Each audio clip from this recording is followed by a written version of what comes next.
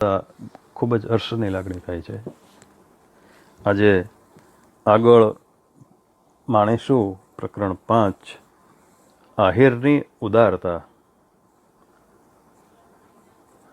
આમ જુઓ તો આયર, કાં શું છે? આ જોડી તો જુઓ. આ આપણો વિકમસિંહ અને વહુ સોનબાઈ.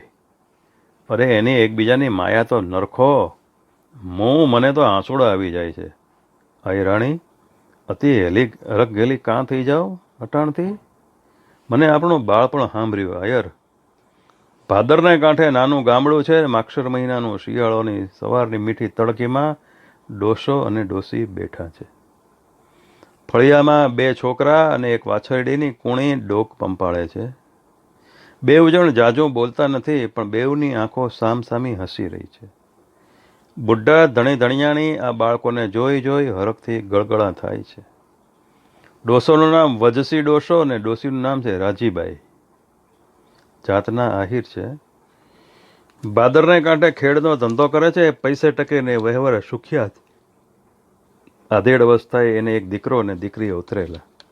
બીજું કંઈ સંતાન નહોતું, એટલે બહુ બચરવાળોના અંતરમાં કદી ન હોય એવો આનંદ વજસી અને રાજબાઈને થતો હતો.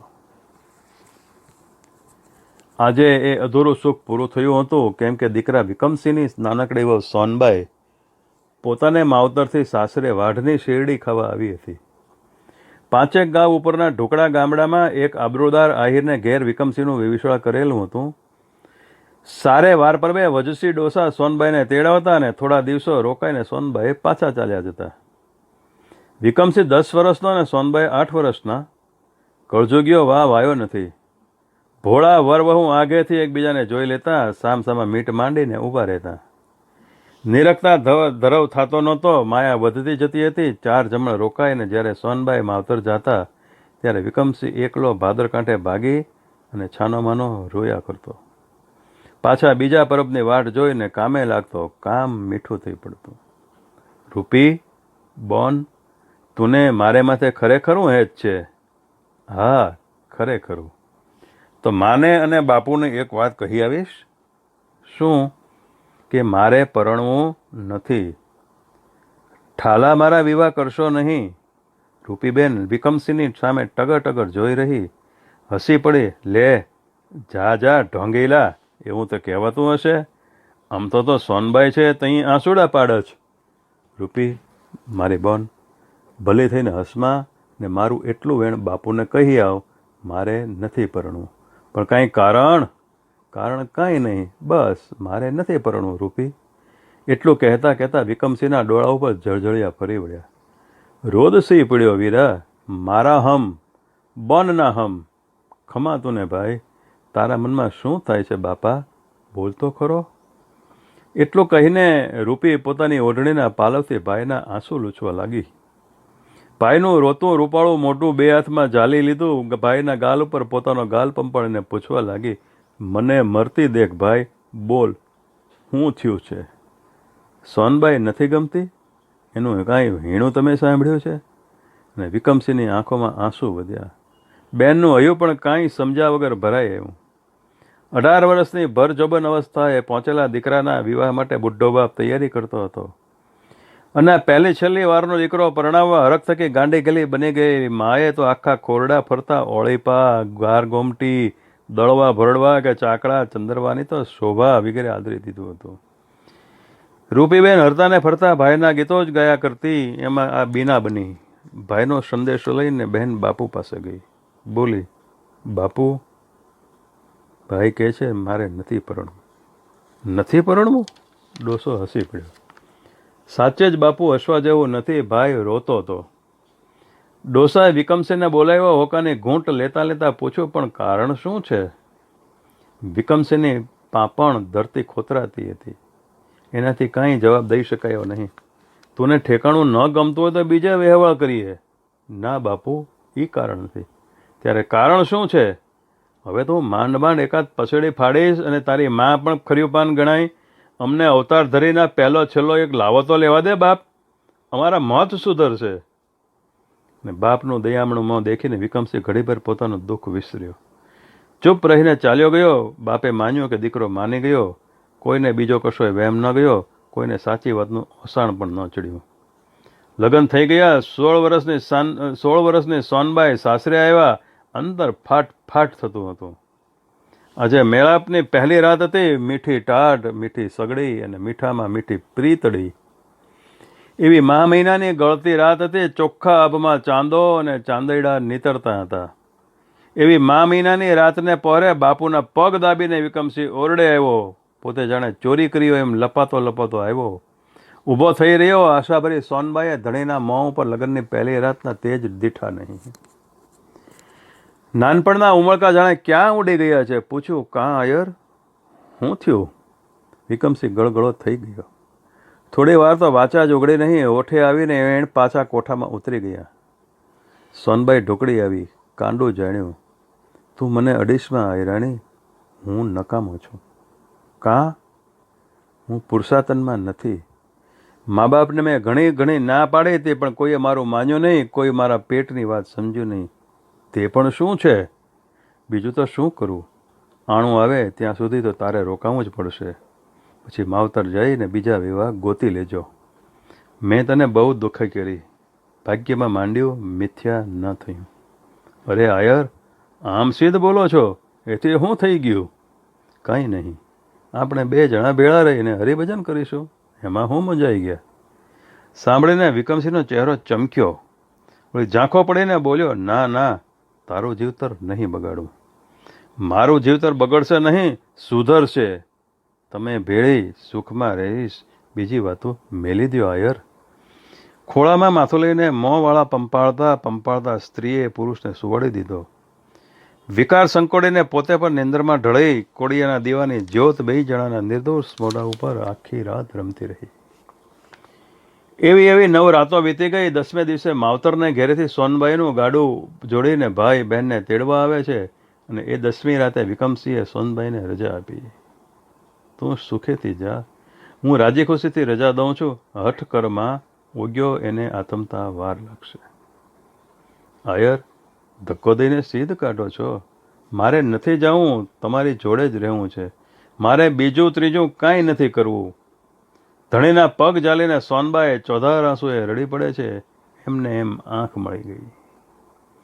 સવારે ઉઠીને ગાડા સાથે પિયરના કુટુંબને જે કોઈ છોડી આવેલી તેની મારફત પોતાના ભાઈને કહેવરાવ્યું કે મને તેડી જશો તો મારું સારું નહીં થાય. મારે લાખ વાતે પણ આવવું નથી. તમે વેળાસર પાછા ચાલ્યા જાઓ. ભાઈને કંઈ કારણ સમજાયું નહીં, પણ એને લાગ્યું કે આગ્રહ કરીને બહેનને તેડી જવાથી ઘરમાં કંઈ ક્લેશ થવાનો હશે. એટલે એણે વેવાઈને કહ્યું, ભજસિંહ પટેલ, મારાથી ભૂલમાં તેડવા અવાઈ ગયું છે, પણ આ તો કમૂરતા ચાલે છે ને, એ વાતનું મને ઓસાણ નહોતું. હવે ફરી વાર તેડવા આવીશ. એટલું કહીને ભાઈએ ગાડું પાછું વળ્યું.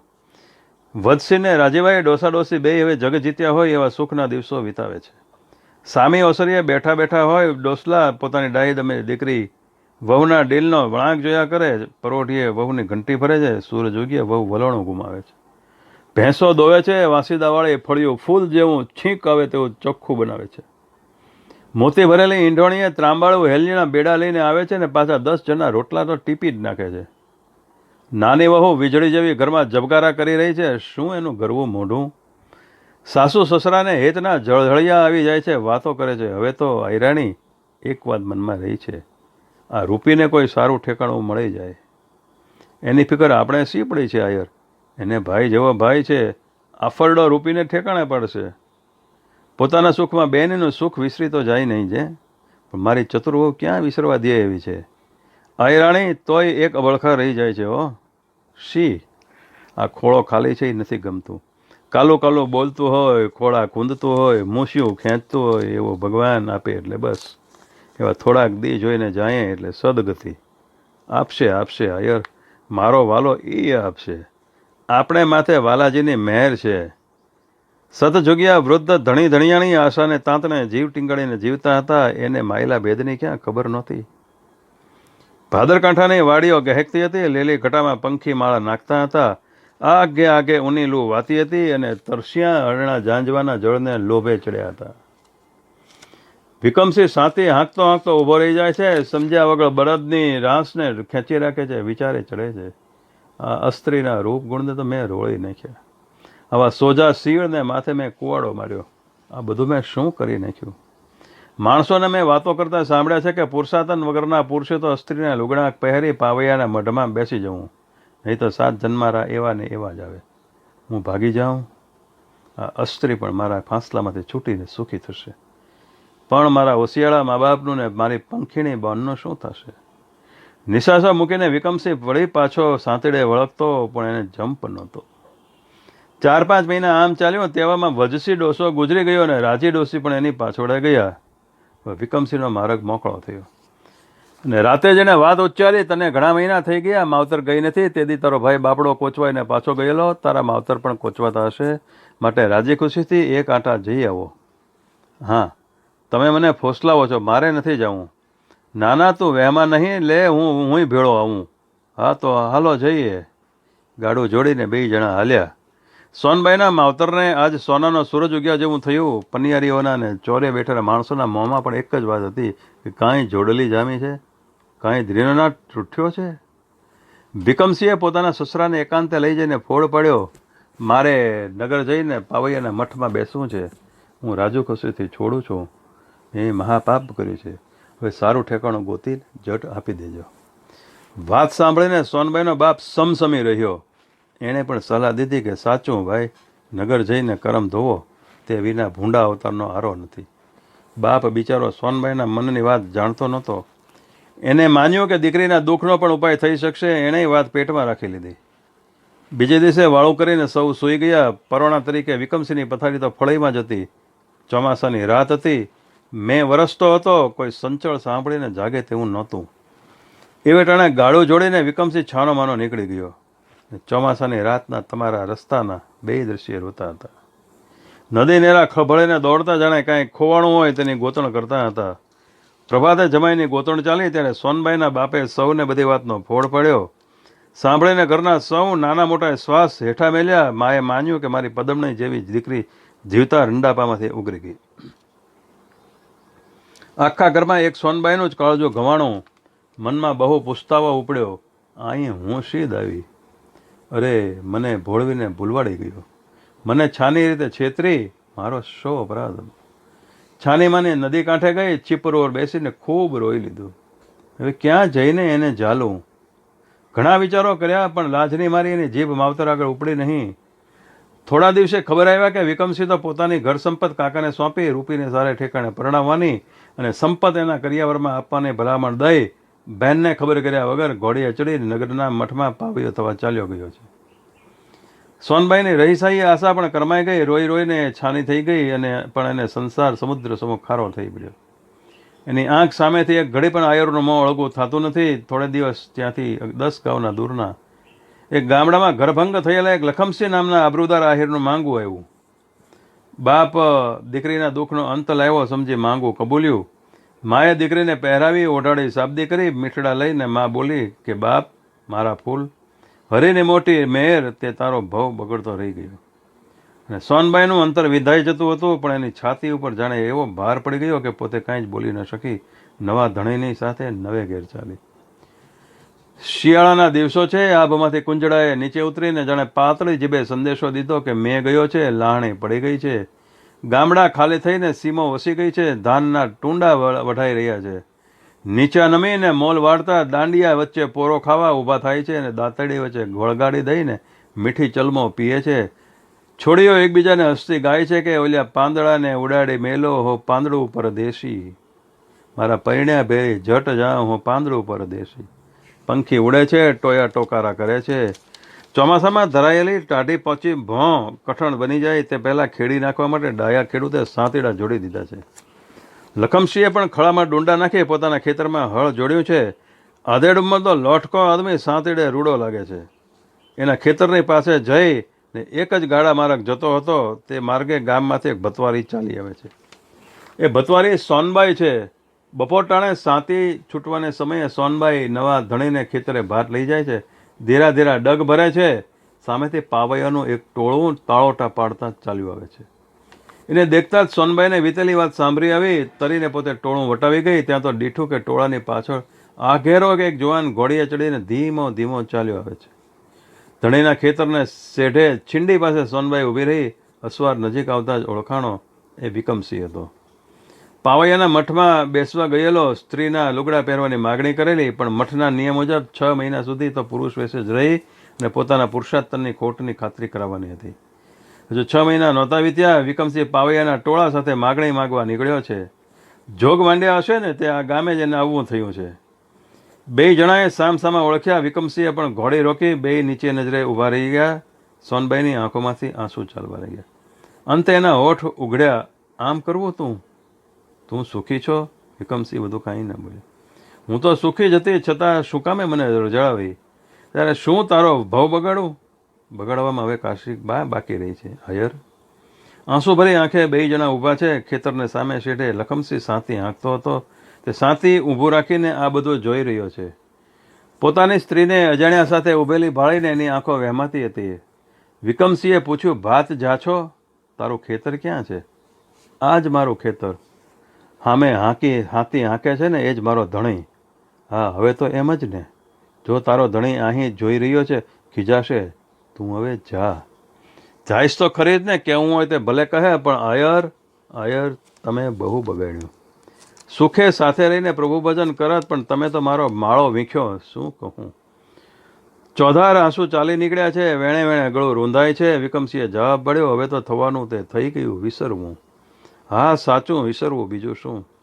આગે પાવૈયાનું પેડું ઊભું રહીને વિકમસિંહની વાટ જુએ છે.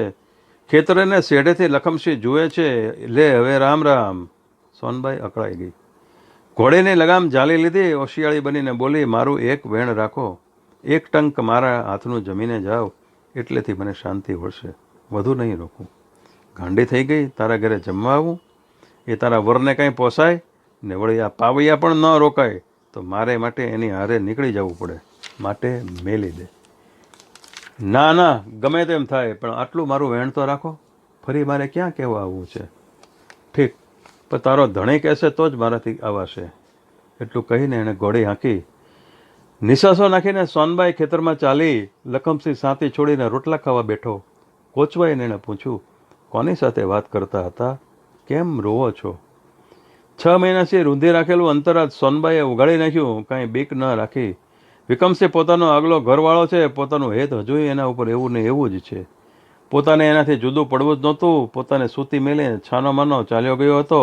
ઓચિંતો જ આજ અહીં મળી ગયો અને પોતે એને આજનો દિવસ પોતાને ઘેર રોકાવાના કાલાવાલા કરતી હતી. 6 મહિનાથી પોતે નવા ધણીની સાથે શરીરનો સંબંધ પણ ન રાખવાના વ્રત લીધેલા. તે પણ એ જૂની માયાના માન સારું જ છે. એ બધું જ બોલી નાખ્યું. બોલતી ગઈ તે વેણ એની મુખમુદ્રા પર આલેખાતું ગયું. લખમસિંહ આ સ્ત્રીની સામે જોઈ રહ્યો. ઊંડા વિચારમાં પડી ગયો. સાથી જોડવાનું બંધ રાખીને લખમસિંહ સોનબાઈ સાથે ગામમાં આવ્યો. સામે ચોરામાં જ પાવૈયાનું ટોળું બપોરા કરવા ઉતરેલું હતું. વિકમસિંહ પણ ત્યાં જ બેઠો હતો. એણે આ 2 જણાને આવતા જોયા. એના મનમાં ફાળ પડી કે હમણાં લખમસિંહ આવીને કજિયો આદરશે. ત્યાં તો ઉલટું જ લખમસિંહે સુંવાળે અવાજે પૂછ્યું, ફળી આવશો? વિકમસિંહને વહેમ પડ્યો. ઘેર લઈ જઈને કદાચ ફતેત કરશે તો, પણ ના ન પડાય. એકવાર સોનબાઈને મળવાનું મન થયું. મુખીની રજા લઈને ભેળો ચાલ્યો. ઘોડીને લખમસિંહે દોરી લીધી. બીક હતી તે ટળી ગઈ. લખમસિંહના આદરમાન બીજે ક્યાંય નહોતા દીઠા. કોડે કોડે રાંધેલું મીઠું દાન લખમસિંહે પરોણાને તાણ કરીને ખેંચીને ખવડાવ્યું.